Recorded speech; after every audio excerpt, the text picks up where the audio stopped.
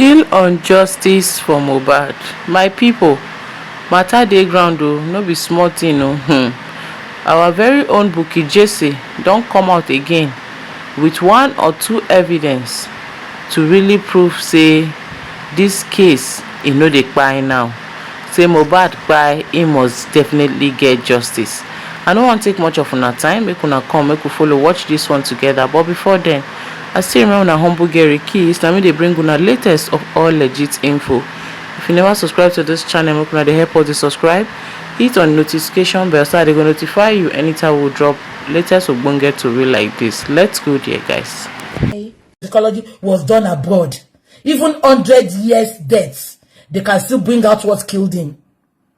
Ashana, if that is the lie your baby father is telling you, they will bring out every details of what killed Mohbad.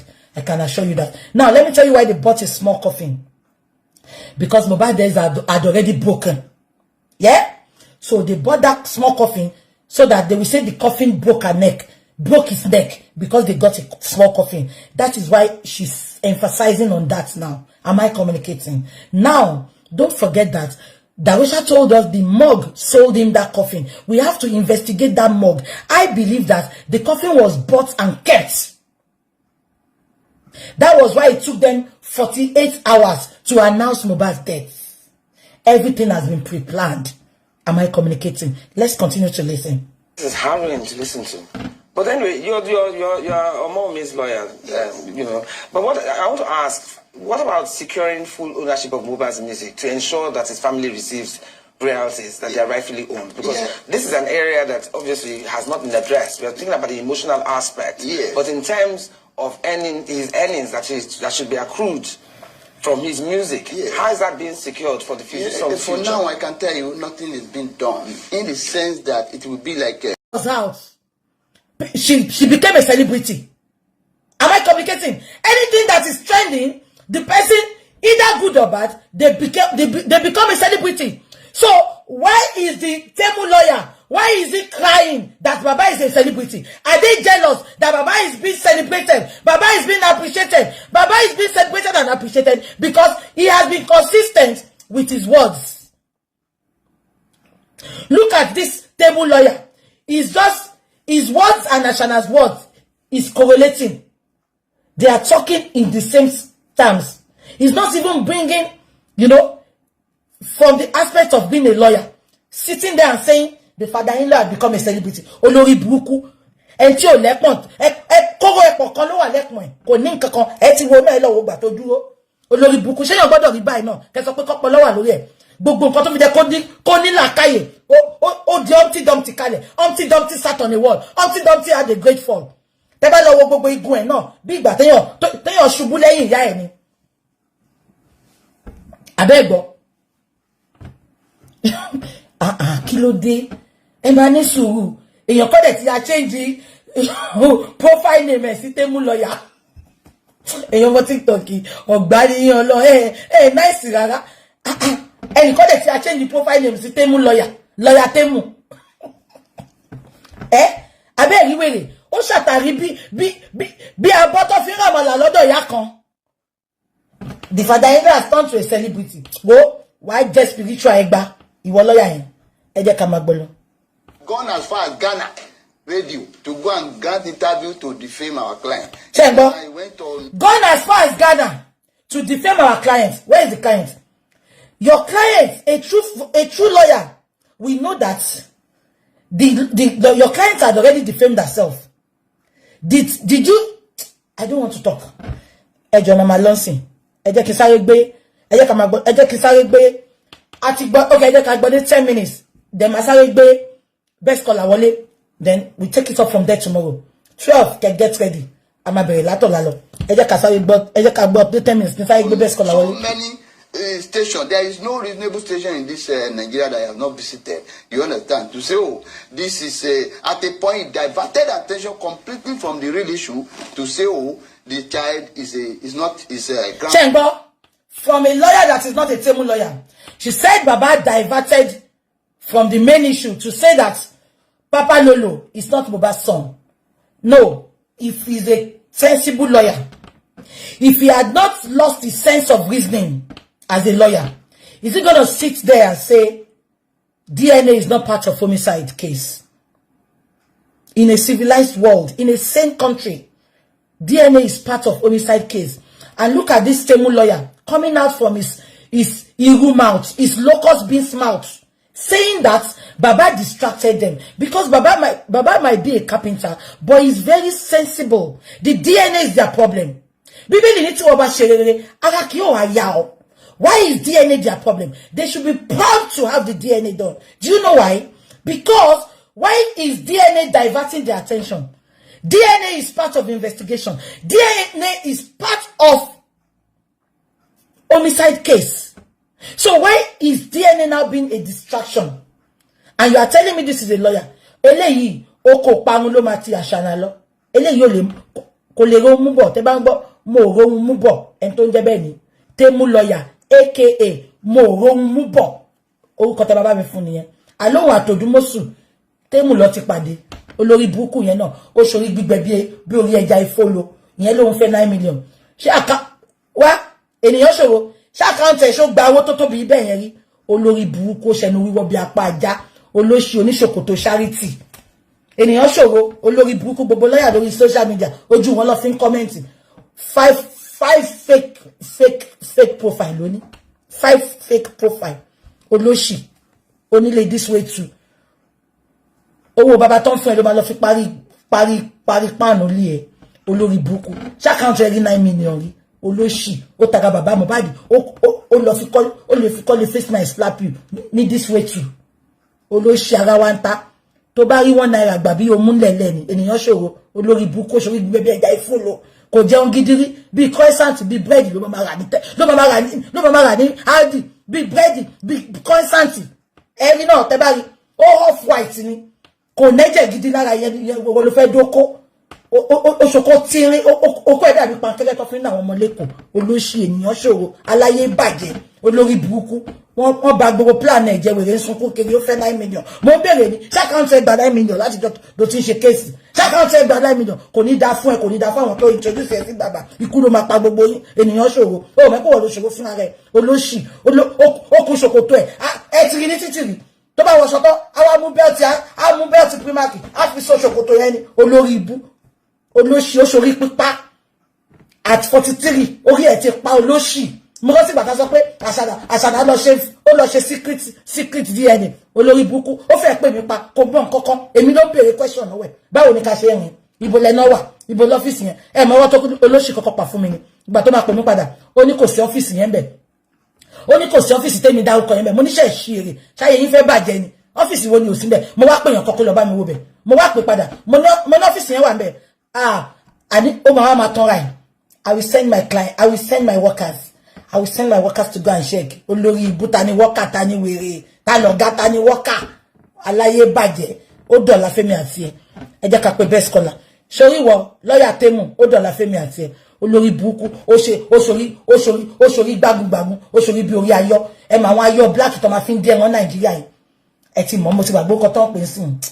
Ẹ ti mọ̀ kin tó ma fi ń dé wọn Nàìjíríà dúdú báyìí tó fẹ́ ni. Bórí ẹ ṣe rí ni olóṣì wàá sọ̀rọ̀ náà ẹ rí white ẹ olórí burúkú white ẹ ó ti kó bọ́mọ lọ́rùn ẹ rí bó ṣe ń làágùn olóṣì ó ṣe tí bí etí eworo ó dàbí baby Shrek ìwọ ní bàbá ayé ẹ máa bàjẹ́ ni ẹnu ẹ tó fẹ́ bí pátá yàdá ẹ imú ẹ tó jí bí òbòyá àgbà yẹn ó dọ̀la Fẹ́mi àti ẹ jẹ́ ká gbé best caller ẹ jẹ́ wo nọ́mbà tá a ṣe dé nọ́mbà 946 ẹ rán mi létí lọ́la ẹ jẹ́ ká gbé best caller ṣé ẹ̀ ń sùn ní kẹ́yà jí o ma fi kọlù tún ti yín ṣe best caller jẹ́ pé best caller olóṣì ó ṣe mú jíjì bí òbòyá àgbà ó lè ríṣẹ́ gbà náà àwọn bí iṣẹ́ apàyàn náà ló máa gbà bí kan náà pààyàn bí àwọn iṣẹ́ apàyàn bí àwọn iṣẹ́ Ramoni Ìlọrin ìwọ náà ló máa ṣe lọ́yà Ramoni Ìlọrin orere kan lè tí Sódómà àti Gòmórà jáde àti wà àtẹ̀yìnyàn ṣòro lọ́yà tó má ti mú láti Tẹ́mù náà kò lè rí bá ti ṣe kò lè rán náà gbégbà ẹ jẹ́ ká pé best caller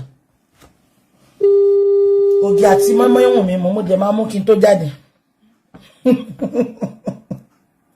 ta ló gbéyàn sókè yẹn Daddy. I've been on the TikTok. Kí lẹ ṣe lórí TikTok ọ̀dọ̀ ta lẹ wà. with you on the TikTok. TikTok ilé okay mi rí daddy ẹ ká sasa ṣe ṣe àwọn gbogbo ẹ ó yẹ bá wa máa sọ̀rọ̀ lọ ẹ bá wa dá sí daddy mi ibi tá wò dé àwa continue lọ́la. Let me start with brother Wanibadu. Let me start from there. There are two statements that he made against the record label. Where that may be misinterpreted to give an impression that the record label had a hand in what happened.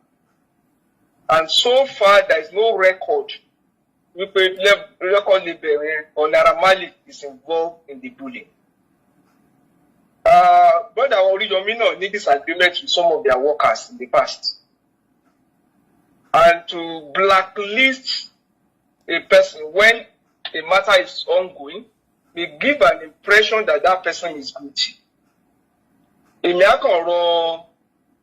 Oriyomi Amsati, energy tí wọ́n lò lórí Naira Marley at the early stage of this struggle or this seeking for justice, can't address the issue. Because what we call justice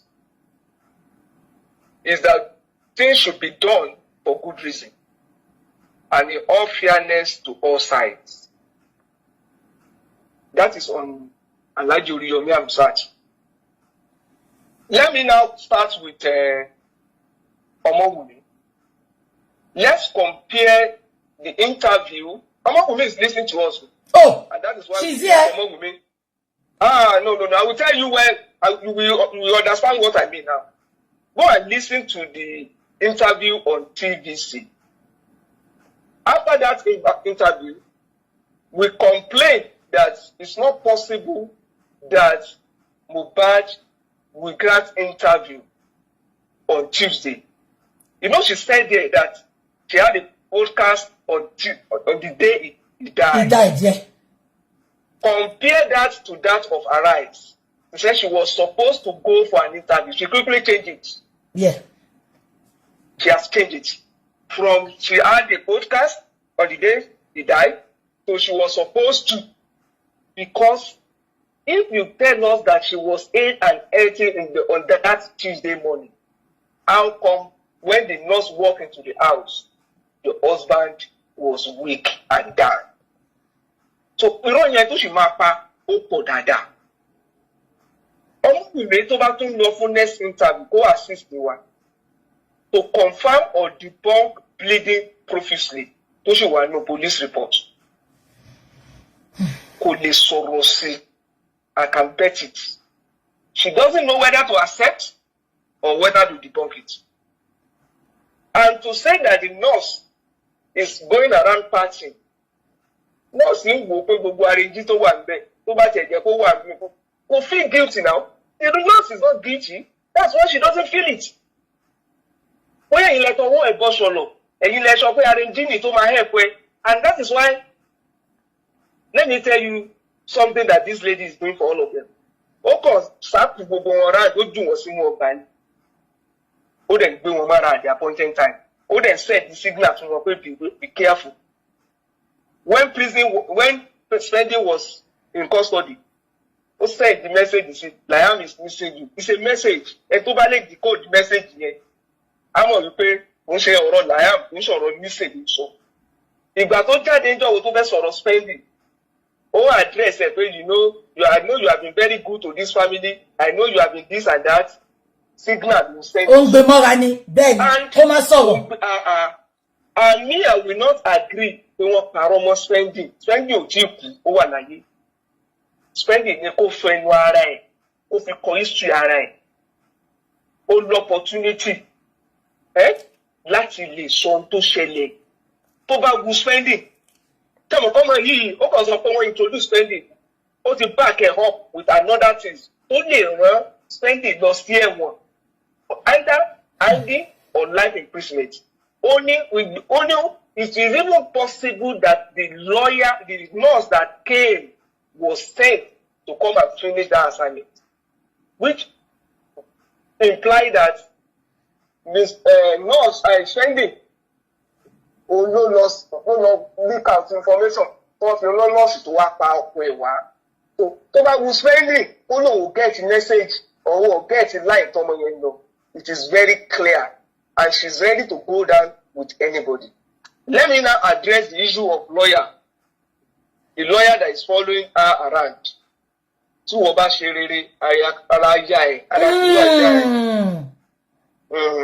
lawyer, if you look at all the stories that you are hearing now, a lawyer needs to be around. Professional has always been around. And that is why the lawyer is no longer defending his claims on the issue. But she has to go and defend Baba. That lawyer has to go and defend Baba on something else. The issue at Corona or any at this stage is not about royalty. Anybody that is bringing the issue of property to it is only diverting our attention. I've not seen even Baba, former lawyer, and this lawyer and their son Chitu addressing issues that are not related to what by Mohbad. At all. They are not talking about They are not even talking about anything about. They are not talking. They are not entertaining that. Even the former lawyer did not do that. So why is this lawyer always the one insulting? The man has turned himself to entertainment. The man has. Is that how to defend your lawyer? What has that got to do with the cause of it? Let me now tell you that the strength which they rely on, and on that strength, just like the issue of negligence, they've also shot themselves somehow. They may not know. When they gave them the medical report to take them to the hospital, what did they do? They ignored it and they returned the corpse home. It is deliberate. It is deliberate. I will tell you that it is deliberate. If you reconcile the fact that immediately they got home, it was embalmed. If you reconcile it with the statement of Wunmi's lawyer, that Baba earlier burial of Mohbad prevent accurate autopsy, you will know the reason why they quickly embalm. The reason why they quickly embalm is because experts have been on ground. Lawyers, even some people who have experience in embalming and know the implication of embalming. So they advise them to quickly embalm. Embalm. You know the reason why they quickly embalm? Embalmment on the same day, though. Embalmment, contrary to the advice of the mob, that's because the rest medical hospital told them what to do. Because it is after autopsy. Normally they do autopsy in hospital in Lagos. And it is after autopsy that they do embalming. So embalming should precede autopsy. If truly is same Darosha that suggested autopsy to Baba, wanted autopsy, she shouldn't have done any embalming before autopsy. Go deeper, sir. Embalming should precede autopsy. Because if you do embalming before autopsy, you are likely to destroy vital medical legal evidences. Go there deeper. Are organisms and you know what they did? You know Baba did not even know the level of autopsy. Because merely looking at the shot on his chest, Baba could not go further. So daddy, one more fee embalmment here, one fee demo so that Baba will tell me check gbogbo nǹkan tó wà lára ọmọ yẹn. Go deeper. Only gradually, you will see what they did now. You see, it is an abuse of medical practice, and it is a way of entering investigation to go and do embalming, and you are the same person recommending autopsy to Baba. Because you know that has a potential of destroying the evidence needed for a thorough postmortem examination. So they are trying to prevent an accurate autopsy, a postmortem examination. The Rosa never wanted any autopsy. And that is the reason why they quickly rush went down. And that's the reason why they also refuse to bring out the medical report to access the morgue. Go deeper. Because if Baba does not have any medical report, how will Baba access the morgue? Exactly. Let me go further. You see, I repeat, the presence of a professional lawyer on the night her husband died suggests many experts were in the background. Experts must have directed early embalming to prevent justice. And I'm not surprised that Wunmi's lawyer has coached her to be repeating lie of inaccurate autopsy because Mr. is saying that Mr. Anoba buried his son early. It is deliberate. That is the lie they want to go. Okay, what is the logic of early burial caused by inaccurate autopsy while ignoring the damage of embalming by unlicensed darusa? Even before the arrival of Baba, if you are saying it's the early burial that is giving you inadequate, if you see the way, if you see the expression on a lawyer's face, the day that the government inaccurate or inconclusive report was read, it's like they were in the celebration mood. They were happy. That's the day Wunmi should have. That's the day she should have cried in court. That's the day she should have cried that no, I will not take this. There must be another way out. But rather, they quickly. She was really happy. Yeah, they were celebrating. Report. So, if you are talking about anything that, which is not even correct, if you are talking about anything that compromise accurate autopsy, it is the embalming that Darusa did, not you preventing Baba from accessing the bomb, you refusing to give Baba a medical, a police report that made the man to now say, let Kuku, out of frustration, let's Kuku go and bury him. Let me go further. Wunmi's advice of taking the course to Ekiti for spiritual invocation is an invitation of Mr. Anoba to a puzzle game. Do you know it's a puzzle game? Baba did not understand that game at that time. What did the man do? The man that you advised to go to Ekiti, the man proceeded to police station. And from police station to mortuary. But could the man resolve the puzzle there? No. Because it was a puzzle. The man made attempt. They were the one who drove the man, who suggested a wrong police station that the man went to. And at that police station, they even they accepted the main statement. They were waiting for a report. Then somebody from somewhere walked out and said, don't give them report. You understand now? And directed them back to another police station. The man still insisted, Yagoku is still hospital.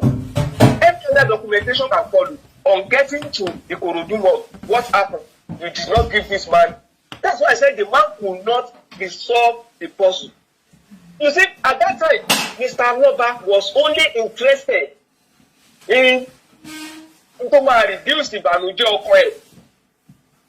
He was sorting the card by color, but did not pay attention to the shape.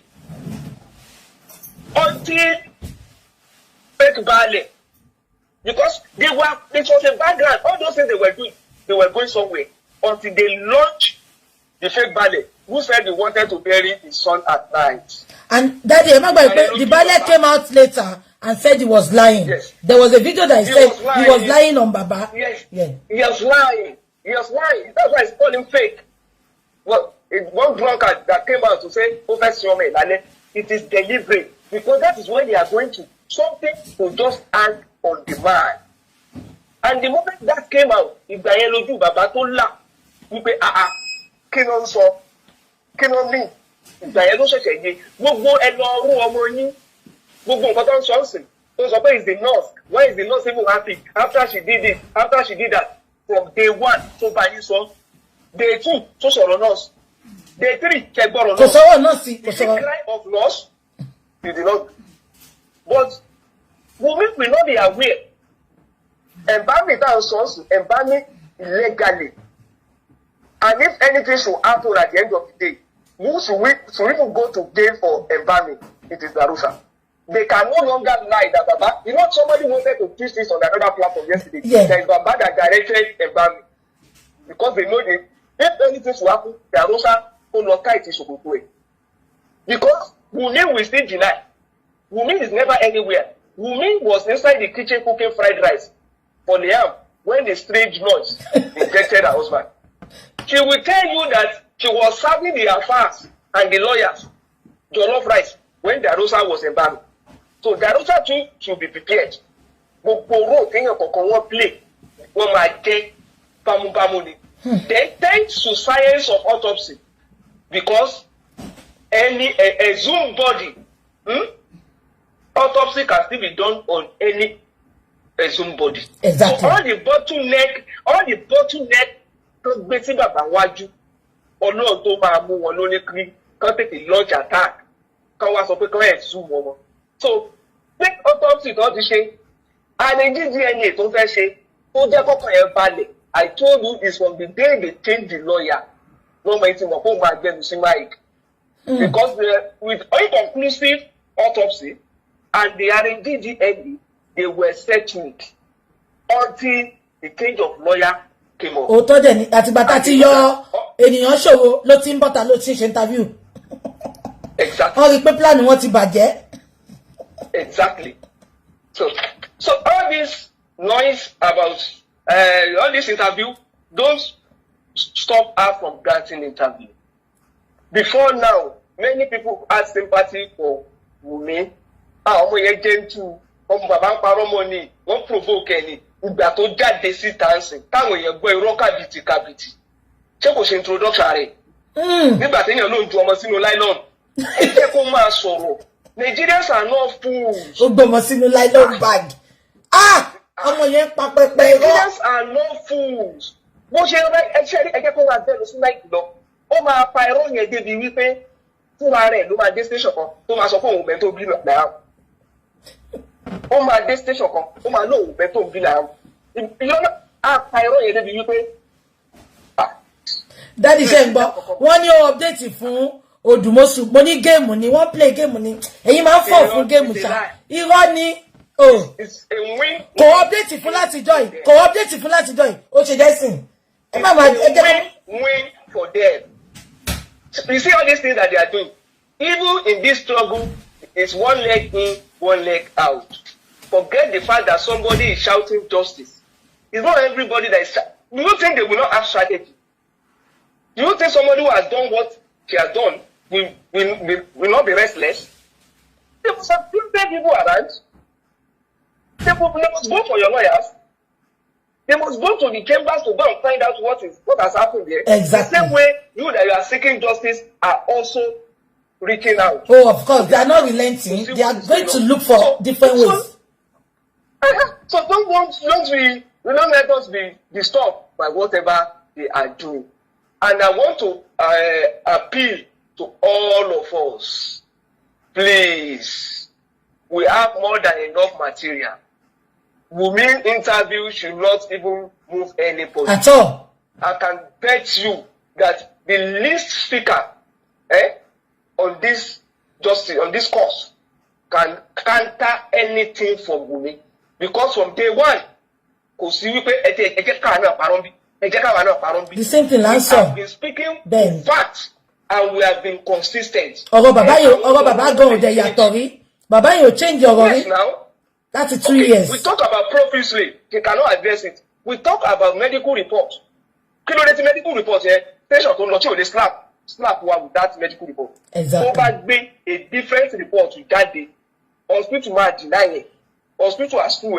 Over original report to that day. Hospital man so gbogbo wa la ma mọ̀ wípé from day one. Fake ni. Wọ́n ti kọ ọ̀rọ̀ nọ́ọ̀sì síbí. Kí ló dé tó wá lọ ń tweet wípé Naira ló pa.